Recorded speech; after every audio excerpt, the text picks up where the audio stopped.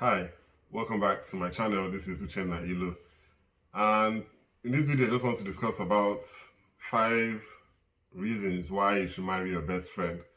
I know it's obvious, it sounds self-explanatory as to why we should do that, but the truth is that most people don't do it. There's something they call the friend zone. So when you're in the friend zone, that means you're not really in a relationship with somebody. And people tend to have their best friends or whatever their friends um, tend not to be involved with them in an intimate relationship and prefer to have other people and have those friends now as advisors. But I just feel that the logic should be turned upside down, and it is your best friend that really should be your intimate partner and not the other way around. So the reasons why are very glaring and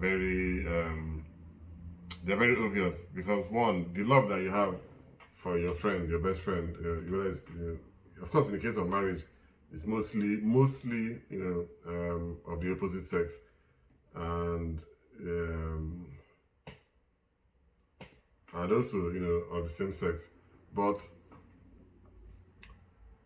the point I was trying to drive out here, is that the love you have for your best friend, is deep rooted. Um, it doesn't always translate into that lust that we often look for in a relationship, but it's a long standing paradigm or commitment, that can last through all the tests of life. So the love is deep rooted, is pure, is organic.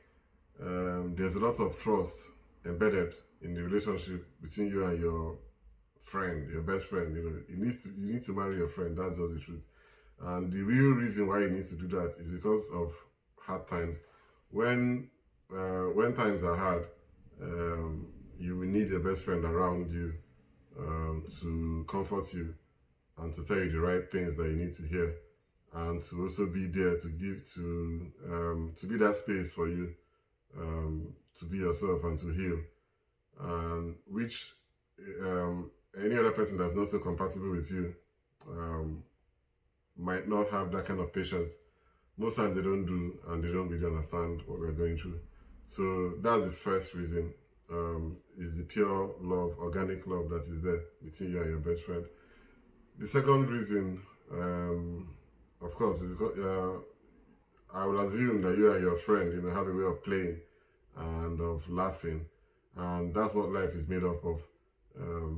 It's those stories that we tell each other, the secrets that we hold, the bonds that we create through those secrets that we hold, um, that brings that play and laughter and joy to our hearts. It's good for the heart, it's good for the health system, it's good for the mental health. The third reason is that it's easier to forgive a mistake or whatever, or a misdeed of our friends. And forgiveness is really very important, it's very key as we move through life. Self-forgiveness and also forgiving people. So when it comes to an intimate partner, what causes a lot of stress and breakups and whatever is the inability to forgive certain things that may or may not have been done. And those things, it's not good to generalize, but there's a lot of miscommunication, there's a lot of misunderstanding. And when it's with your best friend, then it's easier because you already have a history of breaking up and coming back together, I would assume.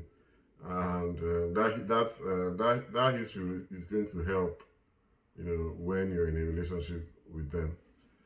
Number four is still related to everything. Is understanding. There's a bond already. How do I put it?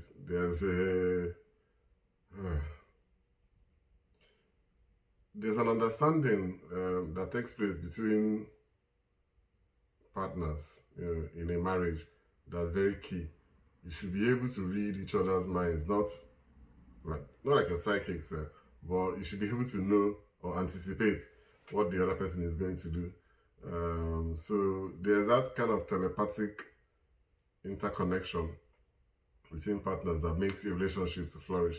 You already know what to do before time. You know, you feel it. You can feel the person. You can, yeah. It's difficult to explain in words, but those who understand what I'm saying already understand what I'm saying.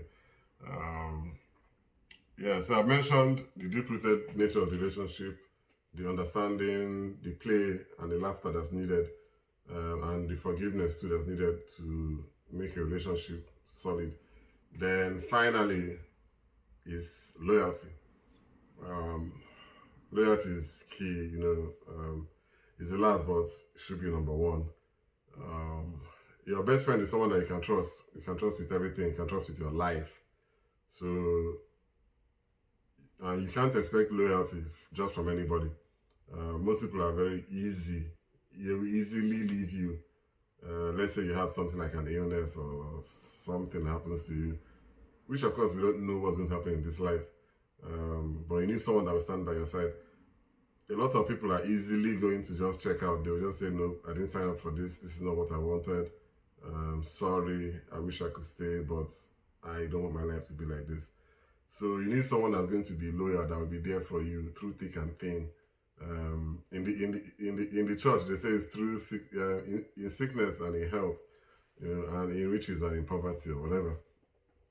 They're supposed to be there, but I understand what it means. Like at both extremes, no matter, because it's like a journey on a ship, on a boat. There's going to be turbulence and there's going to be smooth times. So that's how the sail is. And you need someone that will be there when the turbulence comes, when the storms are there, and also someone that will be chilled out and relax with you when it's all sunshine and your ship is sailing, beautifully and magically and miraculously.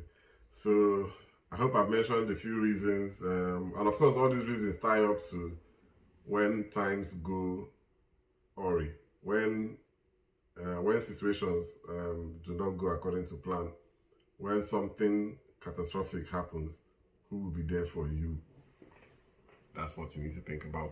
Thank you, and I'll see you guys in the next video.